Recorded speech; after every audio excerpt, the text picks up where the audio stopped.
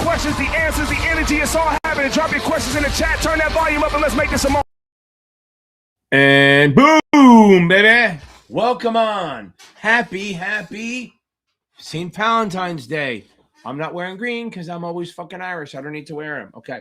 I'm Irish 365 days a year. Okay. Happy Valentine's Day. I heard the guy in the stock exchange, 9 cent of Wall Street, said it, and he said by mistake, and now I'm fucking following along. Okay. Welcome on. Happy Tuesday. If you guys have questions, throw them in here. We got a couple good things going on. If you want really good, a really solid vendor, even if it's for a whatever you want to call it, just as a backup, go check out Achievable. Okay. Boom, Brandy, welcome on. Throw some questions on here, baby. If you got some topics, let's fucking hammer them. Okay. Couple quick things. We have the Achievable. Go check out Achievable. I have links. STC is fantastic. Achievable is amazing. STC is great too. Notman and Kaplan are all good and all that stuff, but it is what it is. Okay, here we go. Okay, I think Jeff's on here. Should I let him in? Should I let him in? Yes. There he is. Welcome on, Jeff. Welcome in. Bienvenue. Bienvenue. Auf Wiedersehen. Okay. Aloha. Couple quick things, throwing some questions in there. I can touch upon those. I absolutely can. What else? If you guys need help. Oh, one quick thing. We have a membership class, so I have to give a little PSA for that. So I am going up to Stowe on Monday to go skiing. Haha. It's pretty much just like rolling down the hill kind of thing. Okay. Can you hear me okay? Yeah. Okay. So I'm going to pretend to ski. But here's the issue.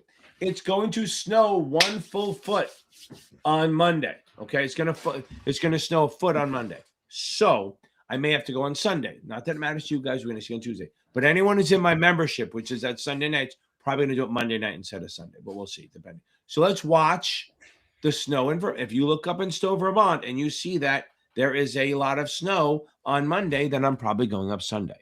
Okay. The memberships are great. We have the easy and cheap one. It's like basically a cup of coffee a month. Not even. It's $5 a month, and we have a tutor on every Wednesday comes on, and at 7 p.m. Wednesday on Zoom, just answers questions. And he literally had 4 or 5 people pass in a row. So the class last Wednesday was 1 person. It was amazing. Secondly, we have if you up it, we have options, which is amazing. The options will blow your mind out. They're so easy. I literally have a guy, usually when I work on them with people, I say, just do the videos. It's easier. But when I work with someone, literally I get you to own options with these within about 45 minutes. No T-charts, none of that shit. It's very visual. It's very visual. It'll blow your mind. And that's $20 a month. It's crazy. If you want to actually go to the meetings, then it's $24, $49.99, depending on how much you want to go. The other thing we have is Mr. Jeff over here. If you're struggling figuring out how to study, if you can't figure out how to get yourself to study, for a small fee of, I don't know how much it is anymore, he will jump on the phone with you for hours and hours and just go over a study plan. Do a study plan. I mean, forever. I mean, you can sit with him until 2 in the morning if you want. Call him at 3. Don't worry about it. He'll never be bothered by that. I'm kidding. Just please don't call him at 3. But it's a great little program. And he'll walk with you, get you study, and you'll follow up and stuff like that. Okay. I think that works. Don't forget my links for Achievable and STC. I should have a couple new videos coming out.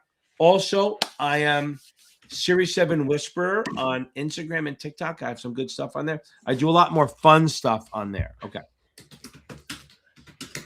Anything to add? And I'll put this in too. For those who want to learn how to study, yep, and wanted more of a, just run through, I'll add that link also. Cool, baby. Good stuff. So Brandy. Okay, so I'm going to go the other stuff. But Brandy, real quick, to get in the membership, you have to have auto. I'm reading the thing. You have to have notifications on. If you put notifications on, okay? Now, if you put notifications on, what's going to happen is you'll get an alert around 3 or 4 o'clock tomorrow with the Zoom link, and then you get in. If you don't get it, if you're a YouTube membership, comment on any one of my videos in the membership tab, and I'll see it, and then I'll react to it. Okay. Look at that. Michael is the guy who tutors on the Wednesday nights, and he's really good. It's just a question. It's a nice class. Okay, a couple of things. One, happy Irish Pride, baby. Like I said, I'm Irish every day. I don't need to wear green. Okay. Lees, that's outstanding. Boom, I love you, baby. I love you. I freaking love it. What do we got? Where are we going to go? We're going to go to Hollywood.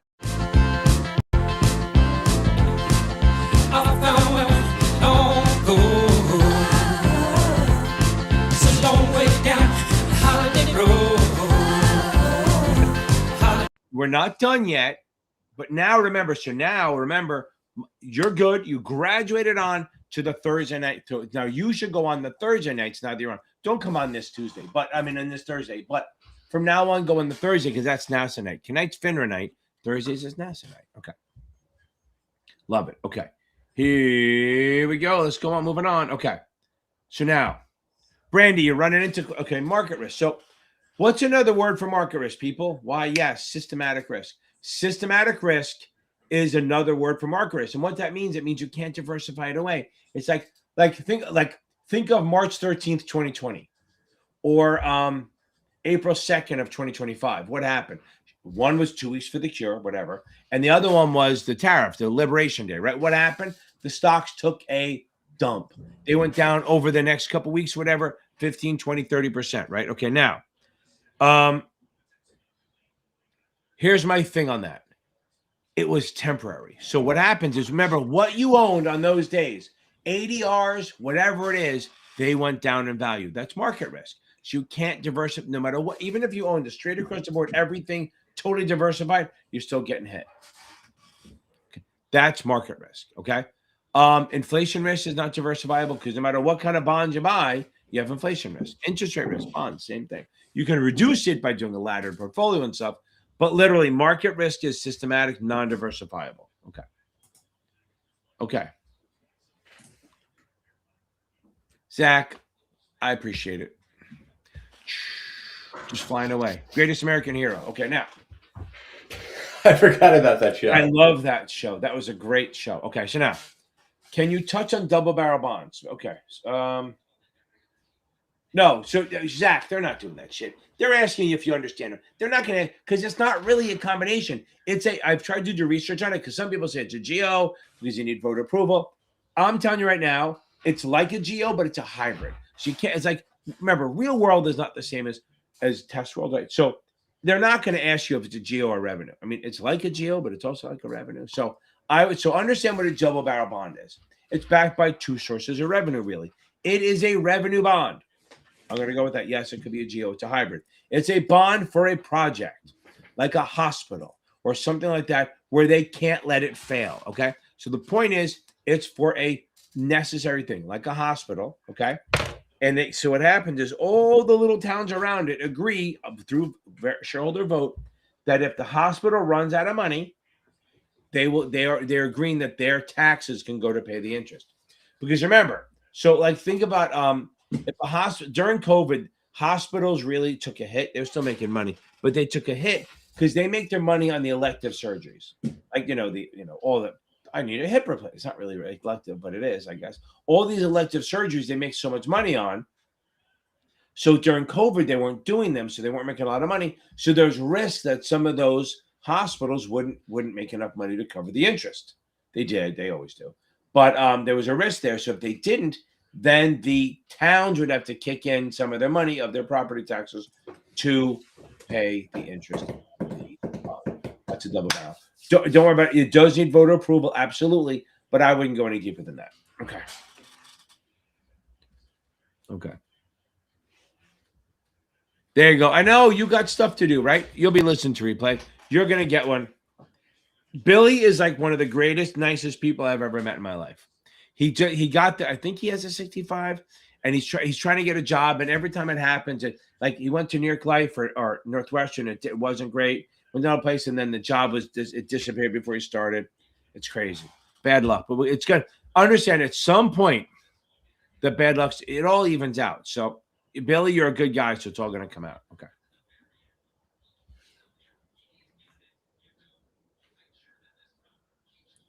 How much should I average on the STC green?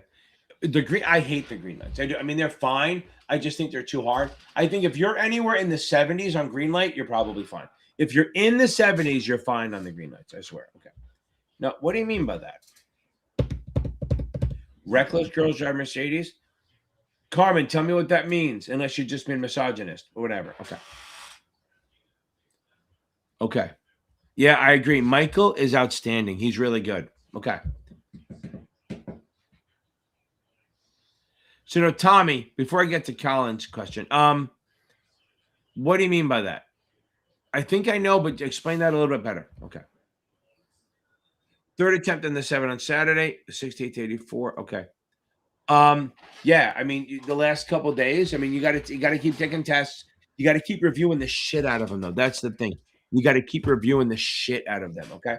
You really got to keep reviewing them. Okay. And you got to spend as long on the review as it did to take the test. So if you're looking at 2 hours to take a test, which is kind of quick, for the 7, you want to be at the 2.5 to 3 hours, like going over everyone, even the right ones, even the wrong ones, even the ones you guessed on, all that stuff.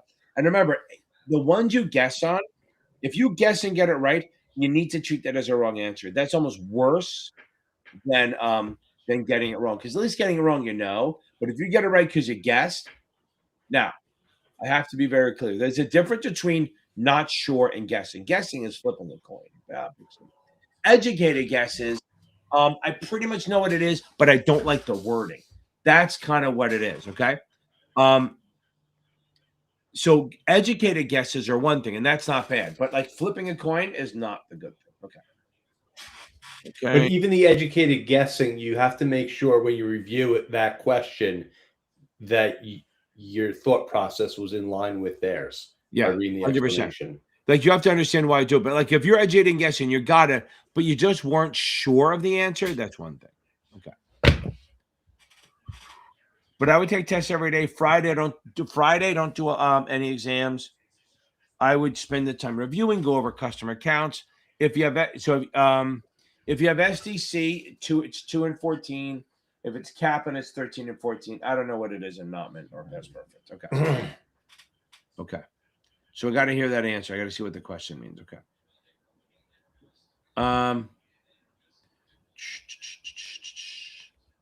Oh, look at that.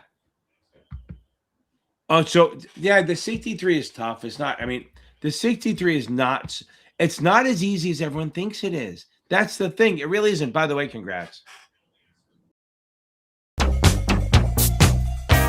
want to take me to Funky Town. Want to take me to Funky Town. I have to see. There's a way I can, let's see. Nope. I'm trying to see something. There's supposed to be a way I can make this look different. Watch this. I want to see something. Hold on. Oh. No, I'll come back to it later. There's supposed to be a way I can do this differently. And like if I share the screen, it looks different. Okay. We don't need to do it yet, but whatever. I'm trying all new things. Okay. Now, here's the thing about the 63. The vendors suck. They really do. The vendors are tough. Okay. The vendors on the 63, they ask a lot of like, all of the following are non-exempt except, or all of the following non-exempt except not. Or I'm like, oh my God, triple negative. So I have to literally hold my finger up and count back and forth. So I wouldn't worry about it too much. Okay. I would, you got to focus on like understanding this stuff. Do you understand the ethics? Do you understand the regulations? Do you understand the registrations and stuff like that?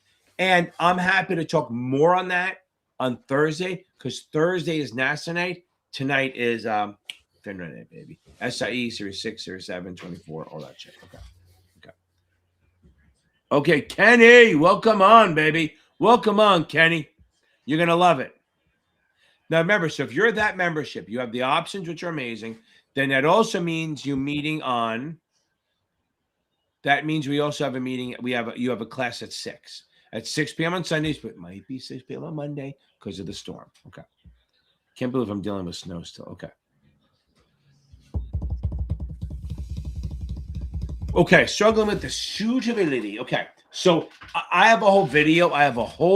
If you look in my I'll talk a little bit about it, but if you look in my Series 7 crash course playlist, Even if you're worried about suitability, in there are 2 videos, one on just straight up suitability and one on like product risks, like each product, what it's good for, what it's not good for. I think it's a great video. Okay.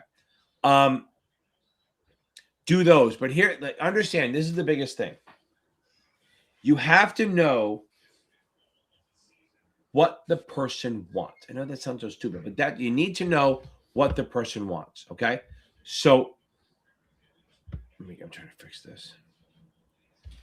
If they say Johnny Jones, blah, blah, blah, wants income, you need to address the income. Okay. If they say growth, you need to address the growth. If they say safety, you got to go treasuries, right?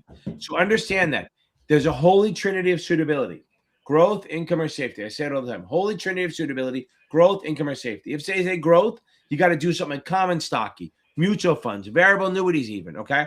Anything like that. If they say income, you got to think bonds, preferreds, REITs, maybe. Anything that pays, CMOs, mortgage-backed securities, anything that pays you on.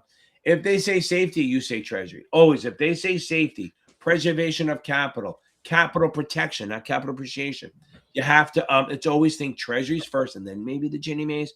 But if I say safety, you say treasury. Keep that in mind. The other thing is when you're doing the percentages, always trying to figure out. Okay. Yeah, Laura, I'll get to you. So I'm always trying to figure out what asset class is the biggest when they give you the percentages. So you think, like, what version of it? Like common stock is an asset class. Bonds is an asset class. I mean, bonds and preferreds, they're not really, but I think them the same. You have real estate as an asset class, money market. So if I see percentages, I go, okay, what's the biggest percentage? Is it mostly equity? Now remember, equity could be emerging markets, could be ADRs, it could be common stock, could be U.S. stocks. All of them fall in there, okay? And if they go, oh, what if it's mostly like, if I look at mostly income, like if I see 60% of it's like bonds and preferreds, like 40% bonds, 20% preferreds, that's fixed income. They're just shooting for, that's like very safe. That's very old. That's very boring. So they're not aggressive, okay? So the good thing is they're not going to go, what's moderate mean? They're going to say willing to take some risk, a moderate amount of risk. That they can take some risk, okay? But they're not going to say, what does moderate mean? They're not going to say, what is aggressive? What is slightly moderate? They're not going to ask that. The vendors do. But I've never seen a test question where they go, oh, it's slightly moderate, or they're not doing that shit, okay? But again, you have to look at the percentages and go, what is the most part of it, okay? Hold on. Yeah, so Tommy, I hope you added in what you meant by the question, because I see you put it in a couple of times. So again, find my suitability video user in the 7 crash course. It'll help a ton. Okay. That's not tonight, but I will talk about it. The main stuff tonight on the 66, regs is half the test. Okay, remember that. Regs is literally 47. That's like registrations and shit like that, what the administrator can do. That's literally 47% of the test. The other thing that gets everyone is investment field. That hurts. That's the one that gets everyone. They go, oh, I got that because I have the 7. And then they walk in there, and then Mike Tyson's waiting there to punch him in the face. Okay? So just keep in mind, investment vehicles is like important. Okay. So 47% of the test is regs and state stuff, and 20% is investment vehicles. If you get those down, you can mail in the rest. Okay. The business and economic stuff is not very big. On the 65, it's big. On the 66, it isn't. Okay. So if you went from SA to sharing the Zoom membership, so what you get, Laura, is you get all the options videos. If you go to the options playlist, you'll get all the options videos. Blow your mind how easy it is. Then you also get the class at 6. So if you did the $24.99 in one, you get the 6 p.m. class on Sunday. If you do the 49, it's 6 and then options at 7. If you jump all the way up to $99 a month, that's you also get a Tuesday night class. That was right before here. So we do a Tuesday night class right before the live. We go to like 7:50, 7:52. They jump off. They're all, I think they're not on here because I think they're on the study group. Because what I do is I leave the Zoom and I leave it open for them, and they do questions for like hours after. So I lose a bunch of students, viewers, but it's fine. Okay. I need to know what your boom. Okay. Boom. I love that. Okay. 1 year ago today, my testing came to an end when I passed it when I failed this. Oh, Mike. Yeah, man. This is, I'm telling you right now, I should read the names before I start talking. Okay. So so he is Michael Arosa. I literally was so mad at him and frustrated with him. I got him through it, but I literally made a video about him. Okay. Okay. They make a video about him. Okay. So, oh, Carmen, now I know what you mean. I'll talk to you about that. Okay. So it's literally, he got through. He failed the 7 3 times, passed the 6 the first time I was waiting, failed the 7. Now, here's what happened. He kept trying to learn T-charts and my options. They're not compatible, right? A little bit, but they're not super compatible. So what happened was, once he bought into my options, smooth sailing. He killed the test. Okay. Okay, so Carmen, yes. So it's always been the case. It's still pre-sale, but retail comes before everything. So I could say really pretty girls drive Mercedes because retail comes before everyone. Okay. Retail is, so what we're talking about here, so everyone's like, what the fuck are you talking about? We're talking about the order of priority of orders for muni bonds. So if we issue a muni bond, we have to, the issuer is going to decide who gets shares for, who gets bonds first. Because if we oversell it, somebody's got to get cut out. So retail gets first dibs on all the muni bonds. Then pre-sale, group, designated member. Okay. So it's retail first, then pre-sale orders. Pre-sale orders are orders received before you won the deal.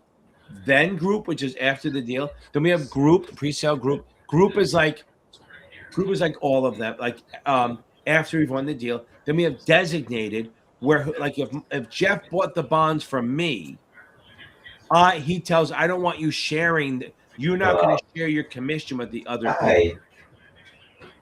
Who's talking? Is that you? Good. How are you? Oh wait, hang on a second. It might be my earbuds picking it up. Okay. There you go. Okay. They're super sensitive. Okay. So retail's first, then pre-sale. Those are orders that the syndicate gets before they win the deal. Okay. Then group is ones after the deal. Okay. Then we have designated, where the syndicate member is not sharing their break takedown with the other members. And then member orders are just members of FINRA or the deal. They get paid. They get last. So if we oversubscribe, it goes, we start with the retail first, then pre-sale, then group, then designated, then member. Okay, good. Got it. Okay.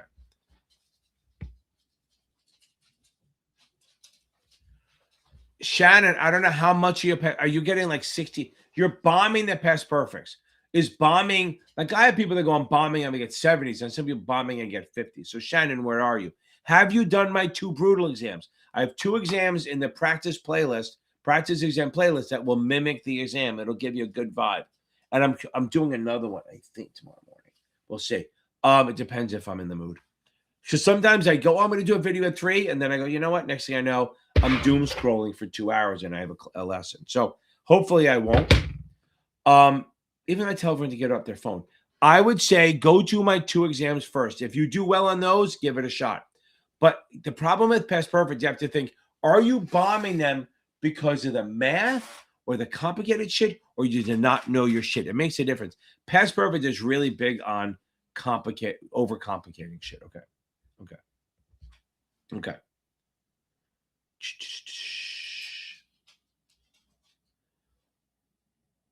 Why is a convertible bond? Okay. Grace. Okay. This is an amazing question. Okay. Here's why. So here's my question for you. I'll ask Jeff. Oh, no, I'm going to ask this question rhetorically. Would you rather have a bond that is convertible or one that is not convertible? I found my black marker. Okay. So if we have a convertible bond, there's no marker here. If I have a convertible bond, that turns into common.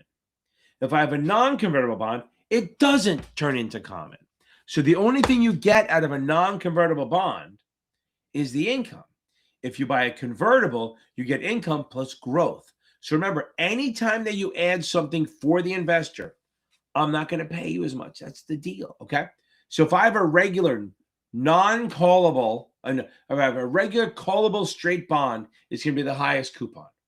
Anytime I add something for you, the investor, I'm going to lower it. Like if I make it non-callable, boom, that drops it. It's more attractive. I don't have to offer you as much. If I make it secured, boom, I drop the rate, I drop the return. I don't need to pay you as much.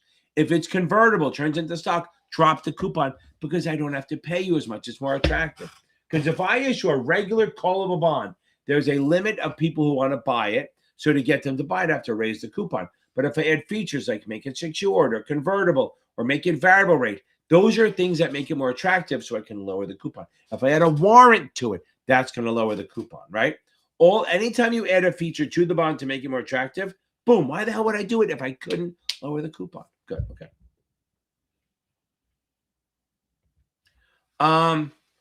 Zach, they're on there, but I mean, it's not the end. I think the disclosure stuff are more on the SIE than not. They don't go into the rules as much. They give you applications. So think about this. So the disclosure rules, right? So if you're talking about the disclosures like you fucked up, you got a felony or something, yeah, it'll be on there. If you're talking about disclosures, what I have to tell my clients, yes, it'll be on there, but not like 30 questions. And they're not going to be like, to be fair, a couple of them that ask you when, like just like the disclosure doc on an options account, that has to be the ODD has to be done before approval. And actually, once you give them the disclosure doc, there's more advertising. Once you give them the disclosure doc, there's more things you can do. Okay. The 33, 34, 40, yes, it's on there, but probably less about what's a 33 mean than more like, which one is an exempt security under the Act of 33, right? It's not so much about defining it. It's much more about like, what are we doing? Okay. Now,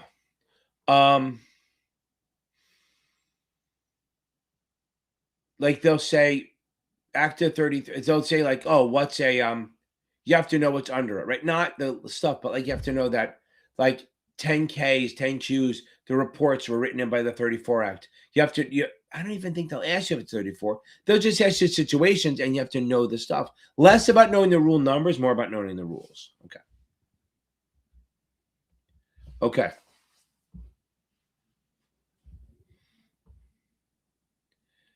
Oh, yeah, baby. I agree. A lot of people are taking it. We're going to have a lot of good stuff going, Brian. I love it. I'm coming down there, I think the 6th and 7th or something like that. Okay. I've taken all the practice and green exam. I've finished every single thing. Okay.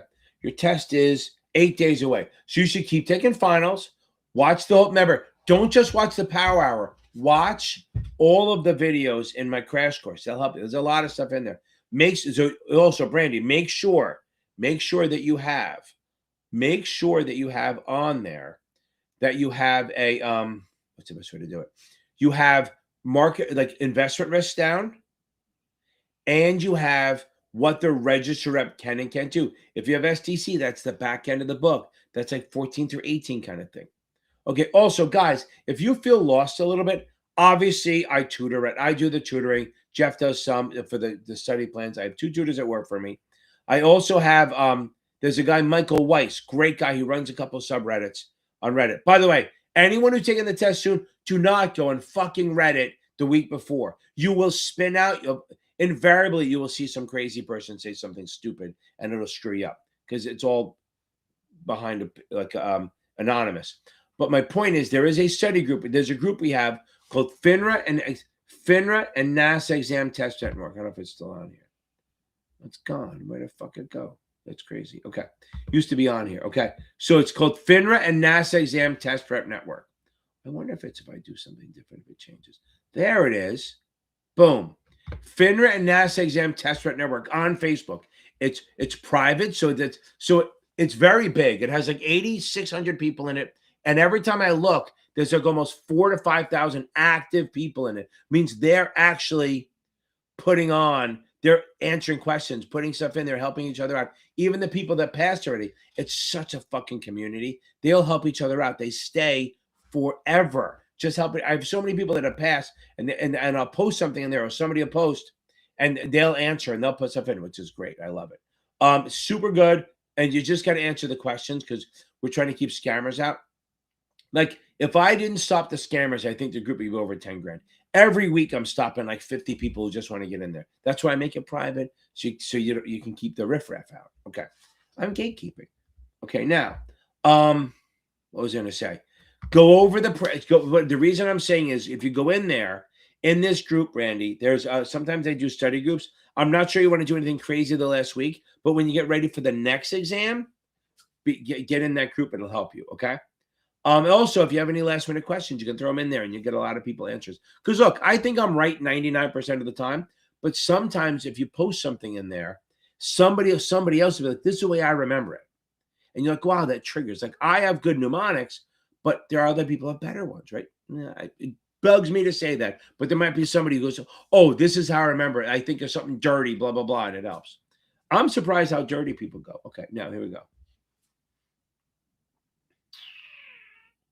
Yeah, Brian, I agree. Okay. Sorry to Michael there. Baby, come back on Thursday, baby. We'll have a lot of questions. Okay. Here we go.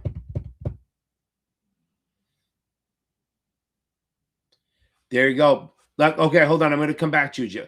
So, basic wisdom. This is Brandon Riff. If you check, he's starting to post more on Instagram. I just noticed that he's in the Facebook group now, which is great.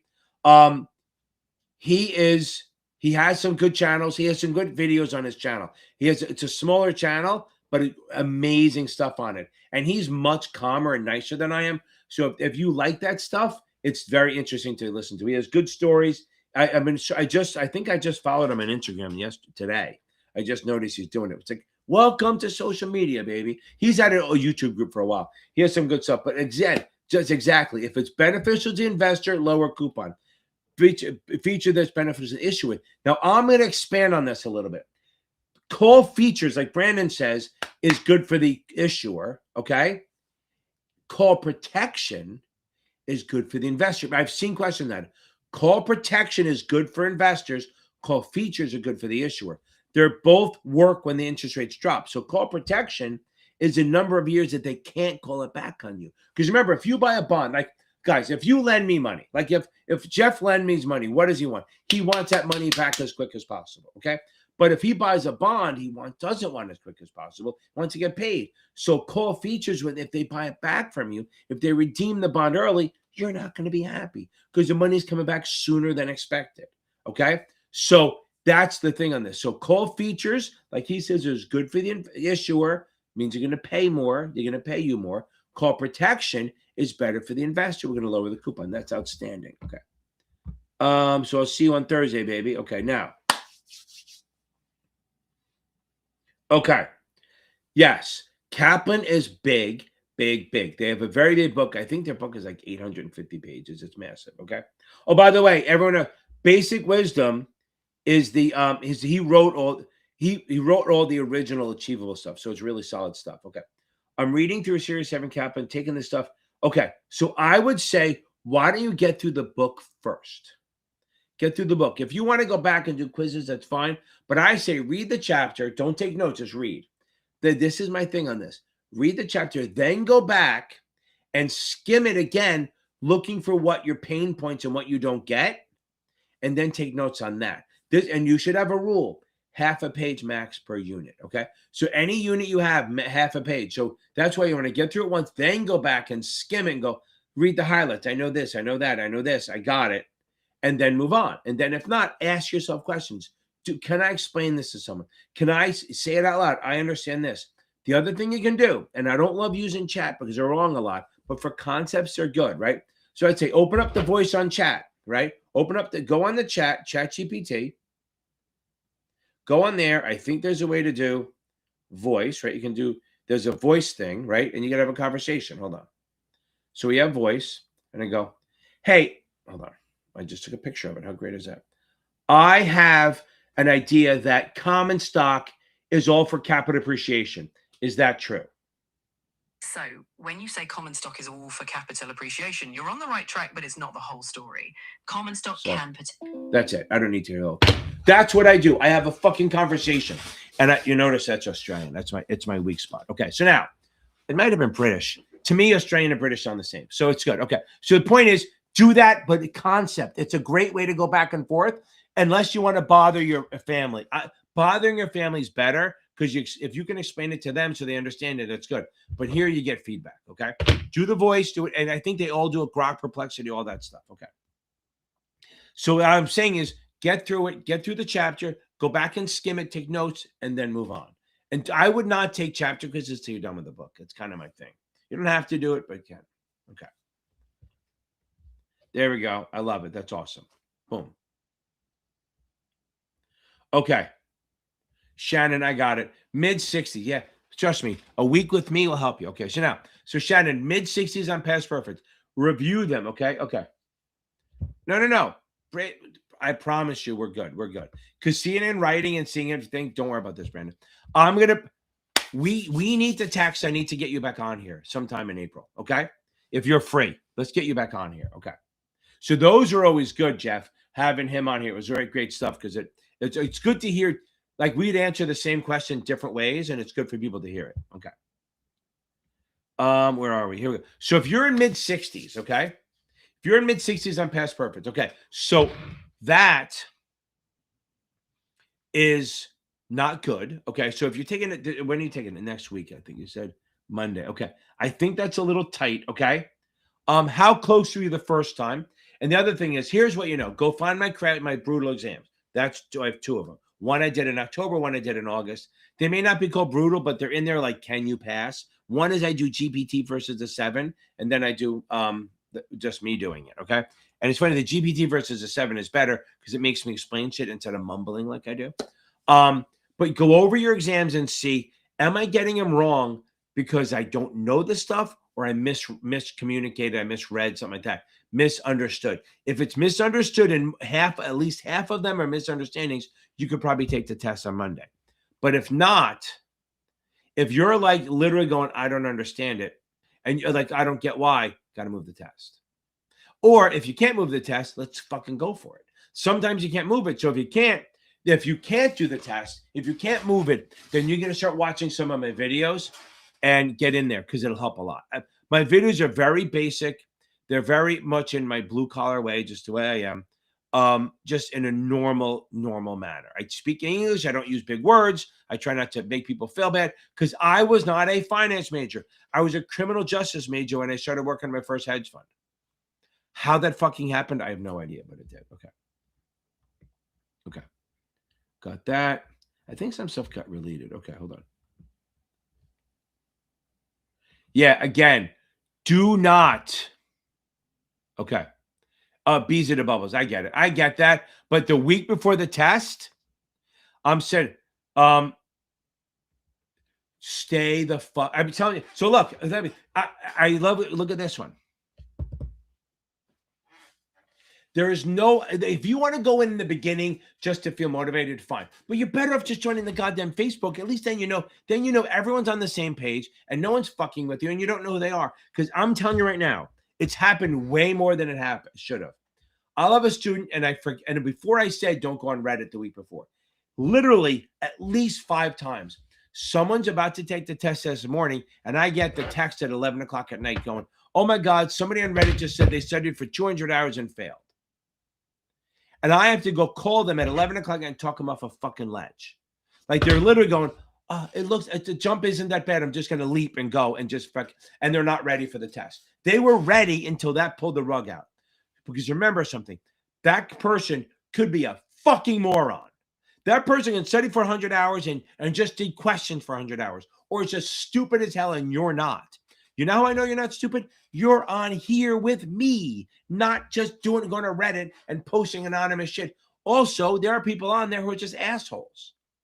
There's some guy there's some guys on there just trying to sell their own shit, right? But there's one guy who goes, I studied for 2 days and passed the 7.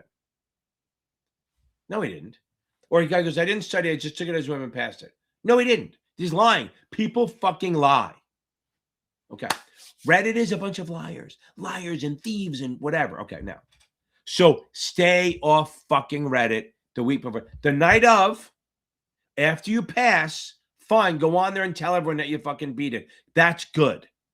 And I actually, if you pass the essay, I have a mega thread in there where you can just post it. And this way it's all good advice. The good advice goes in the mega thread. You guys got to put it in there, but it's good. It's like right at the top of the month. So I say not to go on Reddit, but I literally have 3 or 4 subreddits.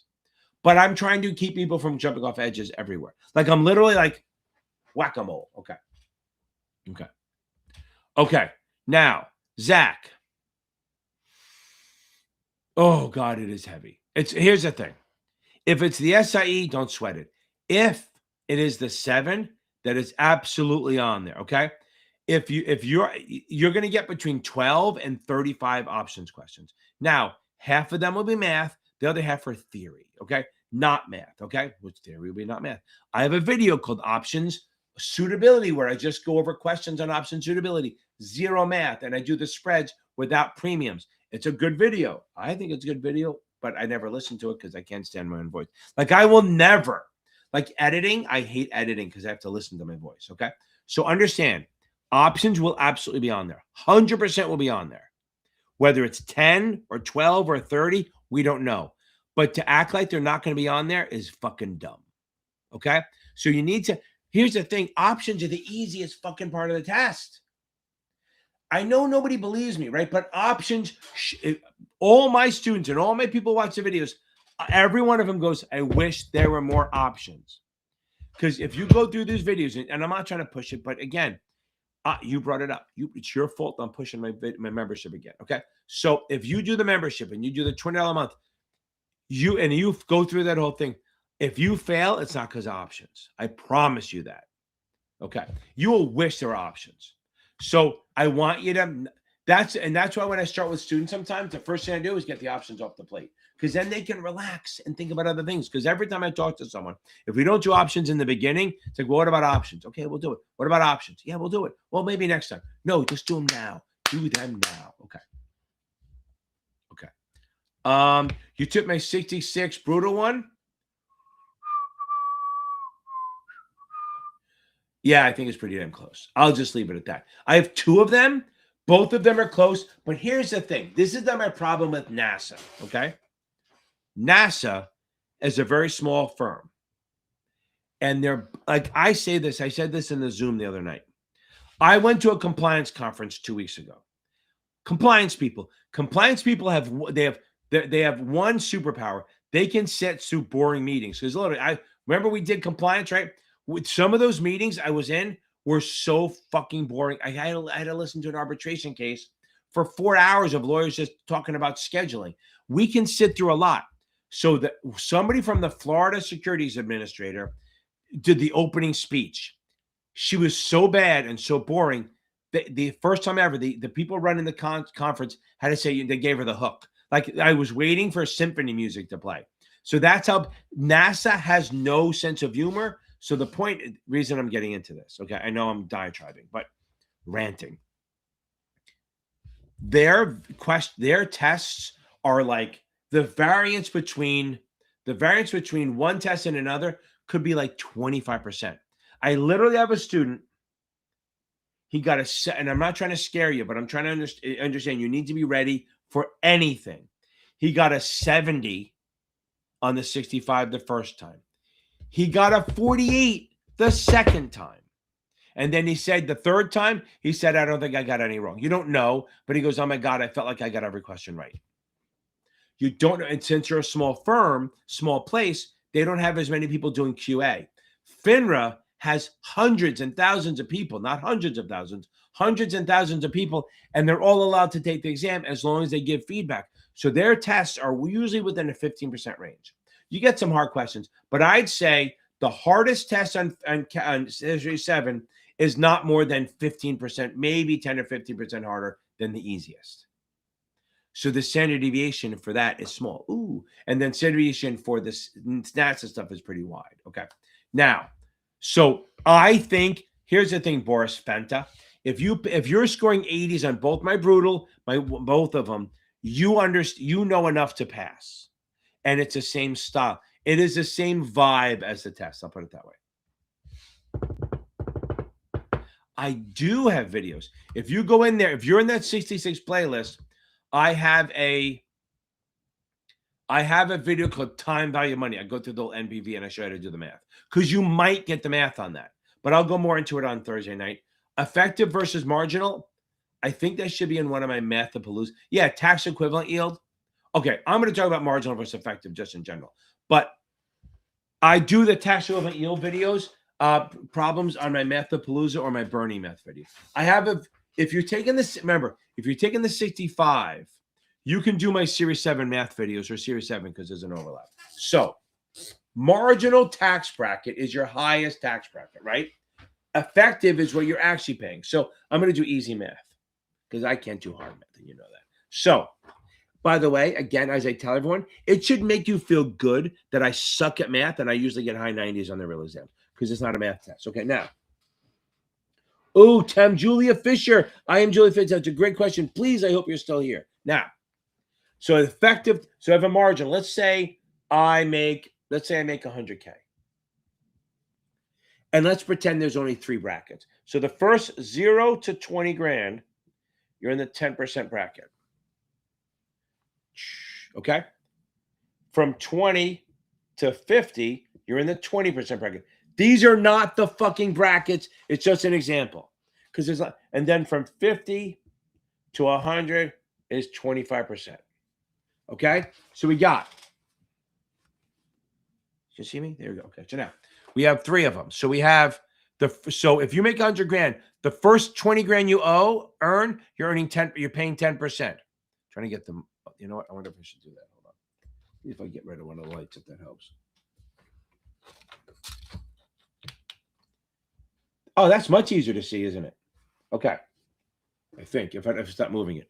So the first 20 grand you earn is taxed at 10%. Then the next 30 is 20. And the next 50 is 25. You could get a question. I have it on my Brutal. You could absolutely get a tax bracket question. They'll give you the bracket. So that means the first 20 I own is 10%. So I'm paying 2K. Okay. Now 30. I don't know the fuck. I have to do the math. I can't do the math. So the next 30 grand. So I'm going to do 30. Because remember, from 20 to 50. I don't get, remember, if you have a tax bracket, you don't pay 20% on everything. You pay 20% on everything in that bracket. So from 20 to 50 grand is 30 grand, 30,000 times 0.2 is 6 grand. So for that 30 grand, you're going to pay 6,000 in taxes. And then from 50 to 100, pay 25%. I'm sure it's like 12.5, but I'm going to do it anyway. 50 grand. So the 50,000, 50 to 100 is at 25%.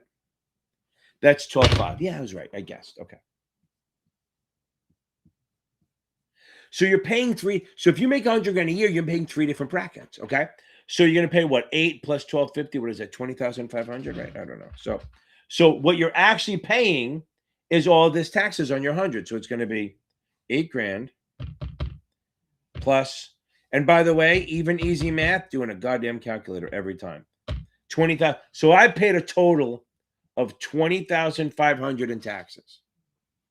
So now what's my marginal rate? That's this. That's the 25%. That's what they say on your last dollar. So my highest tax bracket is marginal. That's what we use when we calculate new investments. But our effective is what we actually paid. So we paid 20,500 in taxes on 100 grand. So our actual effective is 20.5%. I know you can't read it all, but you heard me, right? So again, marginal is your top tax bracket. Effective is what you actually pay. Nobody uses that, okay?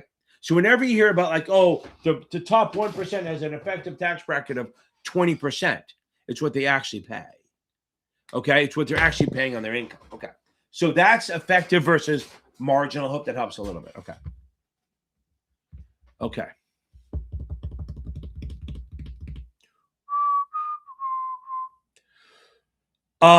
Daniel, I don't even know how to do that. That's a big question. But contract, the US, remember, so the USA, okay, I'll do this. As far as registering, okay? Because you said Active 33. Active 33 is for registering shares that are sold in more than one state, right? And again, anything, if you're going to register, okay. If you're going to register to your securities, it's one of 3 ways. This will help. If you're going to register in one state only, it's, oh, wait a second. When are you taking it? I'm not going to spend too much time on it because this is 7. Daniel, if you're taking it before Thursday, I'll do this. If you're taking it after Thursday, I'll do it Thursday night because I don't want to kill them. I get in the mode of answering, but I don't want to do it. But remember, Active 33 has a 20-day review. That's for the 7. I'm okay doing that. The Active 33 requires a 20-day review. and you run it through the SEC. But tell me when Daniel, tell me when you're taking it. Again, if you're taking it before Thursday, I'll do it. If you're taking it after Thursday, I'll do it Thursday night. Okay. Oh, you just put one in. Hold on. Here we go. Yeah, I'm telling you, the conversation shit works. Okay. Just don't think of it as your girlfriend or boyfriend. That's sick. Okay. Now, I am Julia. I am Julia Fisher. Okay, here we go. So now, here we go, baby. Remember, you buy for protection, you sell for income. You buy for protection, you sell for income. Again, buy for protection, sell for income. Look upside down. Buy for protection. That's what I think of the tax code. Okay. I'm hoping he changes it to just no taxes on everyone. Okay, so I didn't need to flip it, but I did. So if I'm long stock, so Julie, if I'm long stock, you can yell it out. Oh, by the way, I love this trick. Hey, Google, play the latest episode of Blue Collar Finance Podcast. Mine's turned off. Here it is. So hopefully all of you have the speakers on. You now have my podcast playing. Hold on. Okay, now. So if I'm long, tell me if your Google made you put on my podcast. Okay. Long stock. If I'm long stock, I'm bullish. I have to do bearish options. So I'm going to sell for income. I sell a call for income or buy a put for protection. That's it. So as Julie, I know you know that, but remember, you sell for income, you buy for protection. Sell for income, buy for protection. And remember, we buy insurance, we don't sell it. So if they say insurance, boom, okay. If they say insurance, HEP. I say buyers are hip. Hedge, insurance, protection. Buyers are hip, baby. Buyers are hip. Okay, let's go. How far back am I? Okay, oh yeah. What is the hardest one to take? I would say maybe try the Notman one. Oh, you know what? I got it. If you guys go to Achievable, I know what I'm going to do. I'm going to plug the link in here. If you go to the Achievable website, let me see if I can get it. Hold on. I'm going to plug it in the other thing. So here, if you guys go to the Achievable website, they offer free. They started doing, I've been bugging them. They have free practice exams on their website. Let's see if I can get in here. Find you, Ken. There we go. Got to turn the volume. Okay, here we go. So if you guys go to this link, you'll see it in a second. Okay. There it is. Okay, if you go to that link, okay, and go to Achievable, they have a free practice exam. I've heard they're so much harder than the real exam. If you do that and then you go on the Notman website, you can do that to know if you're good. If you go on a practice exam, Kaplan or Notman has the hardest questions in general. But if you go to my practice exam playlist, the first one on there, I do a Notman one, I have STC, I do a lot of them. If you can do the first one on there, you know enough to pass the exam. Because that's all. Let's go, baby, Shannon. That's up. Okay. See? I know. Look, let me explain something, Brian. Let me explain how your major. Most of my students are not. Most are not like in the business, like they're poli-sci. But my daughter, she took a major. I mean, at an 80 at the time, 10 years ago, expensive college. She was an art history major, which has no job prospects at all. So, but I told her she has a rich person's major, and I'm not a rich person. Okay, that you do art history if your parents have so much money that you have there's a trust fund in your name. Okay, so she took it. Now she works at a hedge fund. She went right to JP Morgan. She went to Bridgewater. She did D.E. Shaw. She's a hedge fund girl because she used the fact that she's very personal and smart to work her and very organized to work, and then she can have conversations with people. So your major doesn't matter as much as you think it does. Yeah, because I have so many people in the analyst class I teach in the summer. Half of them are finance majors, obviously, and they're miserable through college, and the half are like maybe econ or poli-sci or communications, which whatever. That's what the athletes take, right? So it just is what it is. You just get a fucking degree. All of you have a degree, but it doesn't matter so much the finance major. Okay. Zach, after listening to the playlist, 100 of them, 100% of students scores increase. There's no way they don't. Do they have enough to pass? I don't know if they're paying attention. Do that, and then Zach, then do the crash course, and you'll feel much better. Okay. Okay, here we go. Oh, hold on. Jay Forsythe, I'll be with you in 1 second. Kyoto! That's outstanding. I freaking love that. That is awesome. That is outstanding. Oh, no, I don't want that one. Shit. Ooh, every time I hit that, don't click. That's where I get screwed up. I literally had to label one of these things don't click because every time I do it, it screws me up. Let's have a little boom boom, Keola. Gotta get that. Gotta get that. Boom, boom, boom. Gotta get that. Boom, boom, boom. Gotta get that. Boom, boom, boom. Gotta get that. I think I'm gonna figure out a way to do it without the video because it doesn't show up on. It shows up on the vertical well, but not on this. Okay. Oh, I wonder if because I downloaded it as vertical, but whatever. Keola, any surprises? 3 out of 3, baby. And on the 63, how was it? Because somebody on here is taking it in a couple of days. How was it? The biggest thing I say it's ethics. Do we agree or disagree? Okay. Okay, here we go. So first of all, and anyone I haven't gotten to yet, I will get you. I'm about 15 minutes behind. So Red Agoga, the Penguin, Boris, I will get there. Okay, now I'm taking the 7 tomorrow. And okay, yes, my crash course. Oh, you should feel good. That's awesome. Go do my crash course. If you can't do that, at least do my gorilla style and my power hour video. That's gonna help the most. But get some sleep. And if you have time in the morning, reread customer accounts. On STC, it's 2 and 14. On Kaplan, it's 13 and 14. Do that. Okay.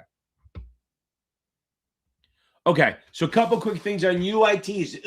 Okay. So a UIT, both of them are a package product. Okay. I don't know about left. So when this ends, the live ends. Okay. So now UITs are package products just like a mutual fund.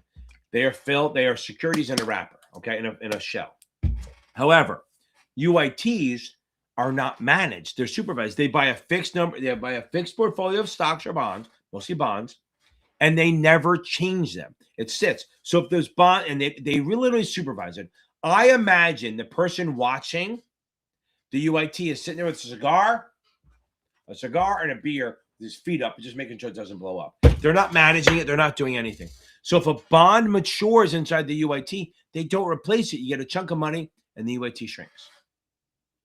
So it's not managed. It's very low fees, and it's good for income, but it does self-liquidate eventually. Now, going to the mutual fund. Okay, so in a mutual fund, it is a packaged product just like that, but it's actively managed, which means they buy and sell securities all day long.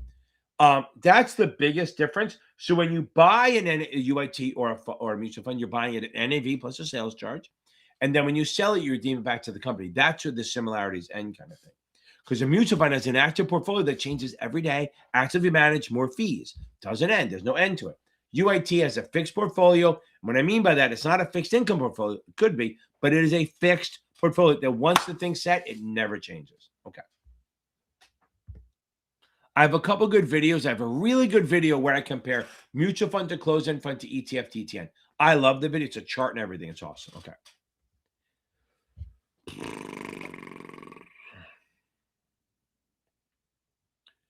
Okay. Okay. So it is a lot more difficult, but it is a lot of overlap, right? So the product stuff, there's a ton of overlap. My economics video, the economics video for the SAE works for the 65. It is definitely harder. It is definitely deeper, and the wording sucks. The SIE is fine. So I would give yourself 1 month because you want to have a couple chances to take it. So if you try to take this, oh my God, it's end of March already, right? So if you try to take this mid-April, then you get another shot. Okay. And when in June? Is June 1st or June 15th? So you want to kind of time it so you get like 2 or 3 shots. So even if if it's June 1st, I'm not saying to take one in the next week or so, just see what it looks like, but it won't be the worst. Since if you have until June 1st to get it, then I would take it as sooner than later so you get more than one shot. If it's the end of June, then maybe wait till like if you can take it June 15th, right? If you can pass it by June 15th or June 20th, then you can literally take April, take it before April 20th. Then you can take it May 20th. And then if you fail, you can take it one more shot. But again, the 65 is hard. The SIE is a great precursor to the 65. A lot of places do that where they want you to take the 65 first before they hire you. But I think I think if you want to take it, I think there's a lot of overlap, probably 30% overlap, just a deeper dive. Okay. 100% there's a lot of deeper options on the test. Could be 15, it could be 40. How many times did I take it? Well, I haven't failed it yet, but I've taken it 89, 2002, 2018, 6 times, 5 times. I've taken it 5 times, I think. Because even when I had it, I was a chief compliance officer. There's sort of a way to finagle the system to take it. Okay. But I never took the SAE because they wouldn't let me because I had the 7 the whole time. Okay. Do I have an SAE that's close to the real thing? Yes. It's a video, right? So if you go to my practice exam video playlist, the first one there, I think I called the 75 questions. That's going to give you an idea of the real one. Okay. The other one is go on the FINRA website. If you haven't already, FINRA does a free SAE. They don't do it for the 7, but they definitely do it for the SAE. They have a free one that obviously is written by FINRA, so the wording is going to be close. Okay. Okay. No, so Grace, they're not close. Okay. Nobody's close. Okay. The FINRA one and maybe mine will practice exam. No, but they get you ready. If you're past, what is your readiness score, right? So if your readiness score is in the 90s, then you're in good shape. I think Achievables questions are harder. I think they're harder than the real exam. I don't think there's any vendor better for the SIE than Achievable. And I put the link in here if you, it's down there farther. Okay. Not for you because you already have it. But I don't think they look like it. But if you go to my practice exam playlist, if you can get through those videos there and you feel good, then you're fine. Yeah, they could be. Listen, Boris, they can be. They're more. Listen, I'm not saying the 65, 66 is easy, but it is much more straightforward. It is, again, there's some tricky questions, but for the most part, the vendors, they have to make their questions hard by tricking you. The NASA doesn't give a shit. They want to make sure you know your stuff. That's the thing. You're seeing if you know it. That's the key. They're seeing if you know the material versus can you answer a damn question. Okay. You suck that I got to answer that question now. Okay, I'll go back to it. Okay. I don't believe you, Daniel. I think you're just doing this so I answer it tonight. But hold on. Okay. Let me finish this out and then I'll do it. Okay. Oh my God, 5 hours a day max, a month. Boris, I always say no matter what you do, 3 weeks to a month. You could do it in 3 weeks, but why try it? Shoot for a month, okay? And that means take your weekends off. That's a good idea, okay? Kaplan and Past Perfect are hard, okay? Okay, yeah, Zach, just fucking do it, right? Just do it. Kaplan is definitely hard, okay? My brutal exams are the closest. Also, I guess you can go check out Test Geek. You can buy. He has an exam that you can buy. Brian Lee, he has some exams that are very close to. Okay. Yeah, it's amazing how that happens. All this shit is always the same way. They're all bell curves, right? A lot of them are easy in the beginning. Then you get punched around for a couple of questions, and then it gets easier at the end. Okay. Boom. Lots of ethics. Okay. Now I got to go take care of Daniel, who's lying to me. But okay, hold on. Where's Daniel's question? Here we go. Okay. Okay. So I'm going to do the issuing because that's what we're talking about. So there's 3, again, this is 65, 66, 63. If you're not taking that, you guys can head out or whatever. But I mean, you guys have more questions, throw them in there. I'm just going to handle this for the next couple of minutes. Okay. Oh, let me do this one real quick. Any thoughts on Past Perfect? They're okay. I think they're too hard. If you have to use them, you'll pass. I think Fidelity uses them alone. If you have only to use them, you're fine. They'll get you through it. If you have a choice, I would go with STC or Achievable. Okay. I would go through Achievable or STC if you have a choice, or even Kaplan. Notman maybe, but Notman's really expensive. Notman is much more geared toward business to business, not business to consumer. Okay. And you're taking a Thursday. Do another, again, it's against my thing. Take another final tomorrow. Take mine tonight and tomorrow and see how you do. Okay. Okay. Got it. Okay. So, okay, let me get into this. So I don't know who they use. If they'll let you move it, Shannon, if you're not doing well and it's lack of understanding, I would move the test. But if it's stupid mistakes, take it. Okay. So let's start with this one. And I'm funny.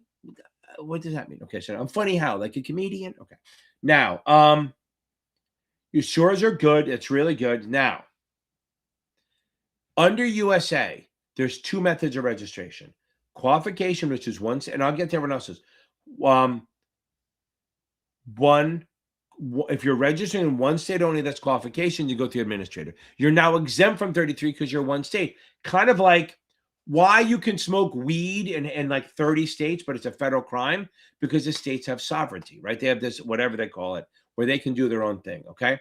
So if you're just registered in one state only, qualification. If you register in more than one state, meaning, you know, I was going to say Chicago. It's just so stupid. New Jersey and New York. You're crossing a state. You're crossing state lines, which means the federal gets involved. That's when you do coordination. Coordination is you're registered with the SEC and the states at the same time. Okay? You're registered with the SEC and the states at the same time. Now, that's the 20-day review. You put your registration statement, 20 days of no talking, stuff like that. You can't talk about the issue. You can talk about the company, not the issue. Then after 20 days, the SEC declares you effective. The states go along with it. The other one is if you're federally covered, but you're a mutual fund or Reg D, you have to notice file in the state. Okay, that's just letting them know. Just say, hey, this is our paperwork, blah blah blah, and any kind of updates you have to update with them. But you're not registering. You're just filing the paperwork.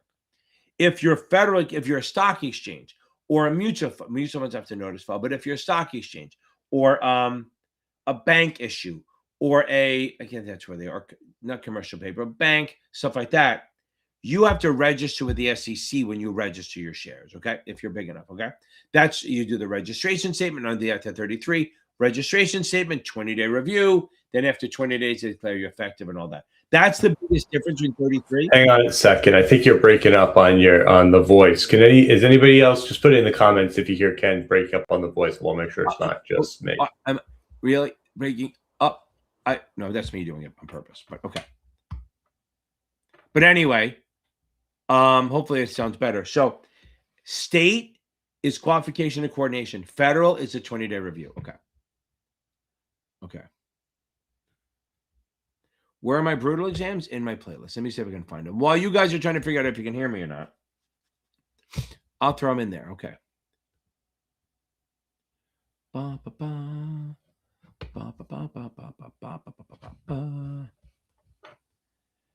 I have 2 for the 7 and I have 2 for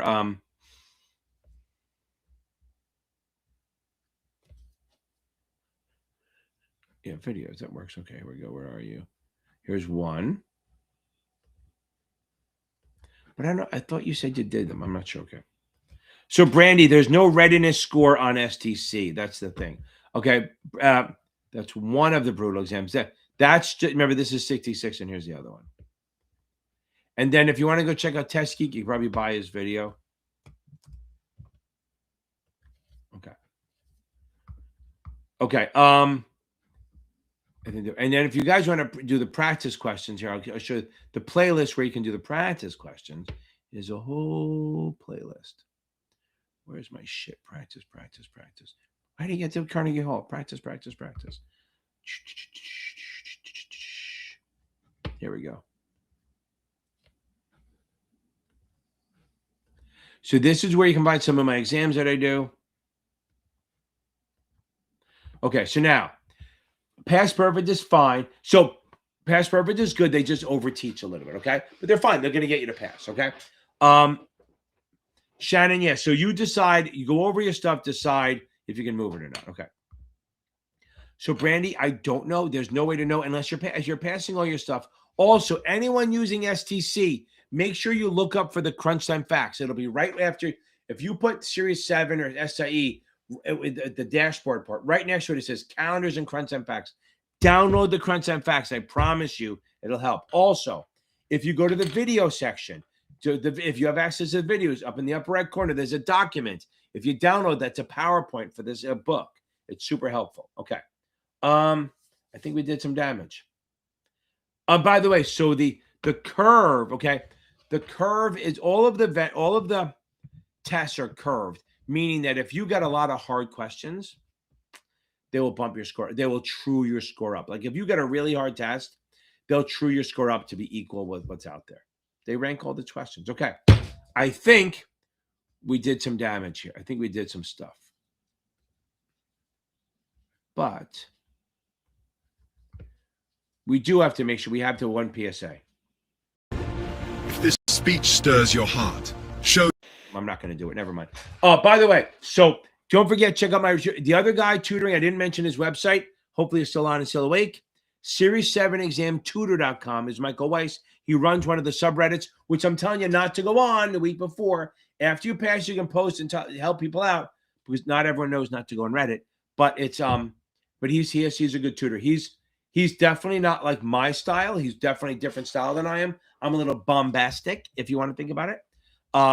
Bombastic, okay? And I'm a little hyper. So are my tutors. I got Arseny, who works for me, and Mike, my brother. Arseny is very high energy, and Mike is pretty good at what he does. He's been around forever, so he has the knowledge stuck in his head like I do. Okay. Nobody's as good as me, because I'm the shit, but it is what it is. Okay, everyone. So Daniel, I'm sure you'll pass and you come on Thursday. Since you're taking him on Thursday, I expect a report on you passing on Thursday. And I think that is going to be it. Okay, I think we're good. I am going to get out of here. I'm out of here. I'm going to go eat dinner. I got to figure out what I'm going to have. I'm literally just eating open face sandwiches all the time. Okay, everyone, you all have a good night, and I will see you guys on the flip side.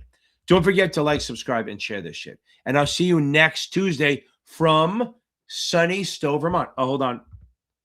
Abraham, you motherfucker, coming on at the last second. Okay. What the fuck? Seriously, I'm literally about to end, and then you do that. Oh, and the thank you is going to make me feel better? Screw you. Okay, anyway. So I'm not going to go over questions on the 3. Okay, so you got to get, here's the hard part about the 3. Part of it is the math, and part of it is the regs, and they're 2 different tests in one. You need to pass both. Here's my bigger thing. By this is for any exam, but the biggest thing to remember is you got to get that math down. You got to get the hedging math down. I'm not saying it's a whole test. The hedging is everything. Don't sweat the options. The options are very straightforward, okay? The options are very straightforward on the 3, okay? It's not very hard. It's more theory than anything else. But get the hedging down if you can. If you don't have it already, get STC. STC is the best one for STC is absolutely the best one for the 3 by far. Notman is good. Notman does have some good stuff on there, but Kaplan doesn't do it, I don't think. But STC is by far the best. And if you don't have STC yet, here you get a good discount. Let me do this. I think you get a good discount if you plug this in here. Okay. And Abraham, way to come in at the last second. Okay. Abraham, row the boat ashore. Okay. Make sure you got the regs. The regs are not going to be hard. Most people do well on the reg. Like, look, if you get a 90 on the regs and a 69, good number, on the market stuff, you fail. You got to fail both parts. The regs are not that hard. Just make sure you go over them once in the beginning and then do them again like the day or 2 before to make sure you own them. But the math, get the hedging down. I promise you it'll be. Okay. Now I'm going. Yeah. Okay. Sure, Abraham. It's fine. Okay. Anyway, I'm kidding around. If you want to email me questions ahead of time, you can do that too. And this way I'll get to them early. Everyone, you all have a good night.